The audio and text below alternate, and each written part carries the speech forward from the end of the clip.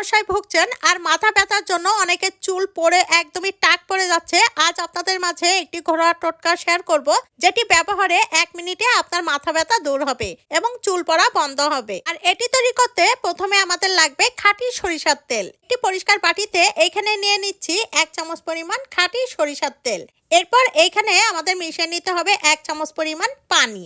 এখন সরিষার তেল আর পানি খুব ভালোভাবে ফেটে নিতে হবে। সরিষার তেল ও পানি এটি কিছুক্ষণ সময় নিয়ে 2 থেকে 3 মিনিট এইভাবে ফেটে নিতে হবে।